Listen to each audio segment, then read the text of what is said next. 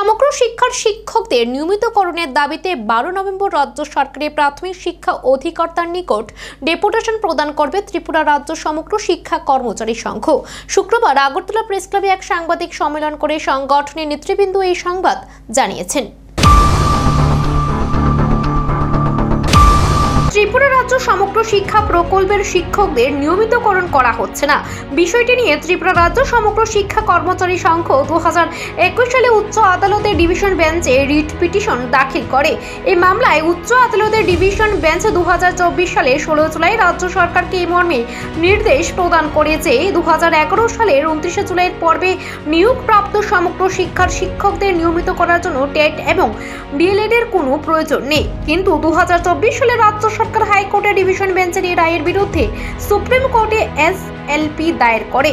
Supreme কোর্টে রাজ্য সরকার কর্তৃক দায়ের করা এসএলপি প্রত্যাহার করে রাজ্যের সমগ্র শিক্ষার শিক্ষকদের নিয়মিতকরণের জন্য আন্দোলন চালিয়ে যাচ্ছে ভারতীয় মজদুর সংঘের অধীন ত্রিপুরা রাজ্য সমগ্র শিক্ষা কর্মচারী সংঘ। একই দাবিতে সংগঠন আগামী 12 নভেম্বর রাজ্য সরকারের প্রাথমিক শিক্ষা অধিকর্তার নিকট ডেপুটেশন প্রদান করার সিদ্ধান্ত নিয়েছে।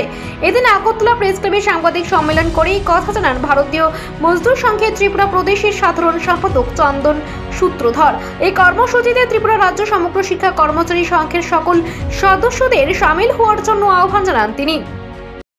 পুনরায় মাননীয় ত্রিপুরা হাইকোর্টের ডিভিশন বেঞ্চে মামলা দায়ের করেন। ইতিমধ্যে 2024 সালে সমগ্র শিক্ষার শিক্ষকরা ভারতীয় মজদুর সংঘের অধীনে ত্রিপুরা রাজ্য সমগ্র শিক্ষা কর্মচারী সংঘ নামে একটি ইউনিয়ন গঠন করে। 2024 সালের 16 জুলাই মাননীয় ত্রিপুরা হাইকোর্ট 2021 সালের দায়ের করা মামলা রায় দিতে গিয়ে রাজ্য সরকারকে নির্দেশ প্রদান করেন যে 29 জুলাই 2011 সালের পূর্বে নিয়োগপ্রাপ্ত সর্বশিক্ষার শিক্ষকদের নিয়মিতকরণ করার জন্য টেট এবং ডিএলএড এর কোনো প্রয়োজন নেই। 2024 সালে মাননীয় হাইকোর্টের ডিভিশন বেঞ্চের এই রায়ের বিরুদ্ধে রাজ্য সরকার সুপ্রিম কোর্টে এসএলপি দায়ের করে। আমরা মাননীয় সুপ্রিম কোর্ট থেকে এসএলপি প্রত্যাহারের দাবিতে তথা রাজ্যের সমগ্র শিক্ষার শিক্ষকদের নিয়মিতকরণের জন্য আগামী 12 নভেম্বর 2025 ইংরাজি বুধবার সমগ্র শিক্ষা প্রকল্পের অধীনে কর্মরত শিক্ষকদের এক সুবিশাল র্যালি নিয়ে রাজ্যের প্রাথমিক শিক্ষা অধিকর্তা মহোদয়ের নিকট এই বিষয়ে একটি ডেপুটেশন প্রদান করতে যাচ্ছি। এই ডেপুটেশনে আনুমানিক শিক্ষকদের সংখ্যা 4000-এর উপর হবে আমরা আশা করছি। এই পরিপ্রেক্ষিতে আমি ত্রিপুরা রাজ্য সমগ্র শিক্ষা প্রকল্পের অধীন সমস্ত শিক্ষকদের প্রতি আন্তরিক আহ্বান জানাচ্ছি।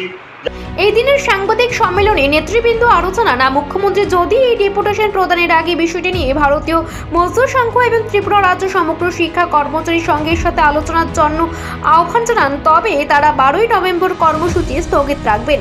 সাংবাদিক সম্মেলনে ত্রিপুরা রাজ্য সমগ্র শিক্ষা কর্মচারী সংঘের সভাপতি সেন্টু দাস, ঠেকা মজুমদার সংঘের রাজ্য প্রভারী উত্তম সরকার প্রমুখ বক্তব্য রাখেন।